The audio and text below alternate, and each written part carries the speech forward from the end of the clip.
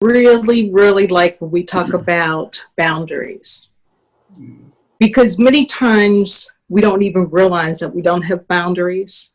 And sometimes some people do not realize what boundaries actually are.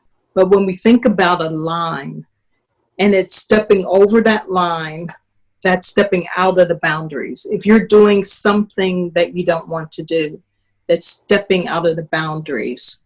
If you don't have your own agenda and somebody else gives you their agenda and you decide to go with their agenda, that's also boundaries, stepping out of the boundaries. So if we want to stay within boundaries, what that does for us is it really allows us to be true to ourselves and know what we need to do and what we don't need to do. So for example, there are many boundaries ethically, things that we know we should do that we shouldn't. So for example, in the pandemic, there's usually a sign in the store and it says there's a limit of 2 things, but we may go in and get 2 things, and then we send somebody else in the family to get 2 more things, and then somebody else in the family. So it becomes stepping over an ethical boundary, even though people convince themselves that it's the right thing to do. There's also boundaries morally, being unkind to somebody, stepping over that boundary. And then there's the self-boundary, again, allowing someone else to give you their agenda. So when we talk about boundaries, it's very open, but basically what it's saying is be true to yourself in every way and with everyone. When I think about boundaries, listening to Dana, the ethical, the moral, and the self boundaries, I think about, like we said earlier, knowing thy own self, knowing what you know to do is right. There's a verse in the Bible says that to know to do right and don't do it is a sin to your own self. So when we know that something is wrong and we do it anyway, then we are making our own selves uncomfortable. We are imploding and building, stuffing, like we talked about earlier, that thing within our own self. So when to follow boundaries, you've got to first know what are your particular boundaries? How far are you willing to go? And if you are willing to go to any extent, then you have no boundaries. But if you are willing to only go to a certain amount, then you know that that's your boundary and you go no further. You go no further. That's it. Yes. And when we're talking about interacting with other people, the other thing that came to my mind, Tajuana, while you were talking, is respecting the boundaries of others. Yes. And, sometimes we can get really selfish and we get really, it's all so much about me that I disrespect the boundaries of other people.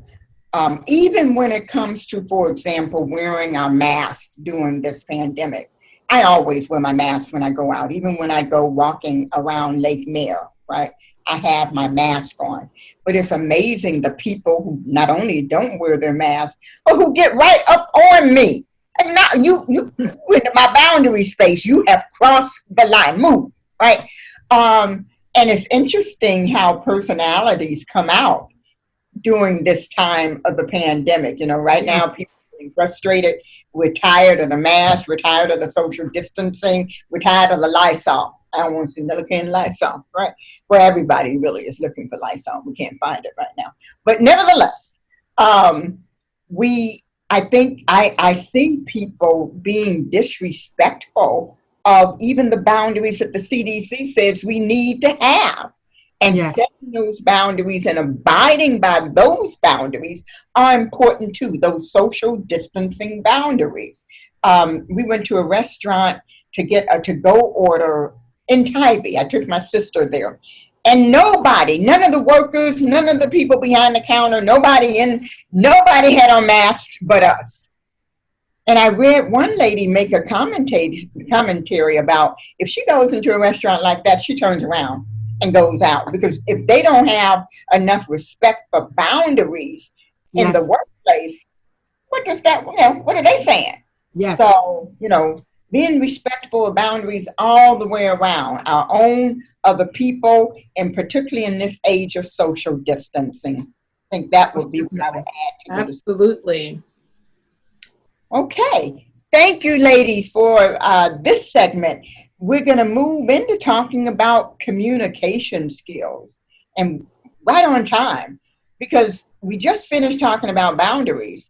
But if I feel that you're infringing on my boundaries, I need to know how to tell you that in a way that's not going to hurt your feelings or not going to cost our friendship or is not going to cause some tension. And so communication skills then become very, very important. So I need to be able to say what impacts me. And we call that I statement. So Dana, if you hurt my feelings, I need to say, Dana, when this happens, I feel, because that's putting the onus on me. I don't have any control over you and your actions. I only have control over me, and I need to take ownership of that, right? And so when I'm communicating with you, I can't say, you make me feel, you made me do, because then I'm giving you way too much power. It's about me communicating to you how I'm feeling, and I got to take ownership of that. What you think? There is a Dr. Seuss book, and I agree with you totally, Maxine, that we cannot give other people power over us as far as that, and just saying how we feel. And there is a children's book, Dr. Seuss wrote a book, Horton the Elephant. Horton the Elephant always means what he says and says what he means. There are no hidden agendas with Horton the Elephant. Mean what you say and say what you mean. Many times in communication, it's not the case. There could be a hidden agenda. There could be being, how do you say the word where you really are saying something, but you really don't mean it. So it's those kind of things that happen that breaks down communication. Communication is the key. It will change things. It will change things. Just one word. And being linguistically aware, knowing that words have power. Yes, yes. If we are aware that words have power, then the decision to choose words will be made more carefully. That's good. That's good. That's good. Tajuana, you got the last word. And you know, communication is, again, very clear when we're dealing with our children. Just like Horton the Elephant means what he says and says what he means, when we say no to our children, it's no. And I say that because with my own children right now, I have 3 teenagers and they are dying to get outside right now. They want to go mingle with their friends and, you know, they want to go do this with their friends. And I understand the frustration. And I just had to tell my 15-year-old last night, no, I'm sorry. This is not the time for that. You know, and he says, but mommy, the others are. Well, I'm sorry.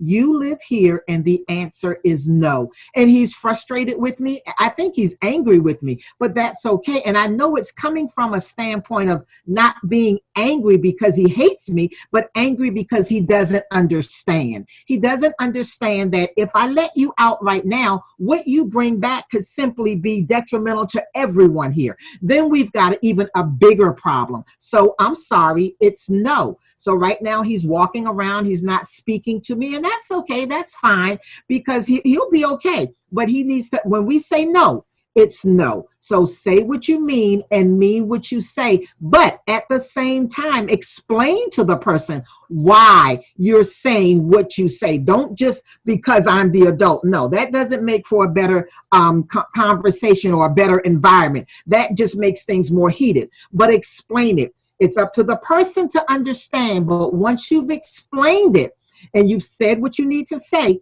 leave it alone. It's no, and that's it. So communication needs to be very clear, it needs to be very concise, and it needs to be with an understanding. No means no. Yes. Very well said.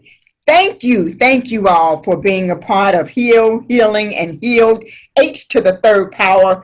Listening audience, we hope that you have enjoyed each and every segment, and you can come to the virtual professor, www.drmaxinebryant.com, and listen to these over and over again if they have been very helpful hints regarding how you can survive and thrive during this pandemic.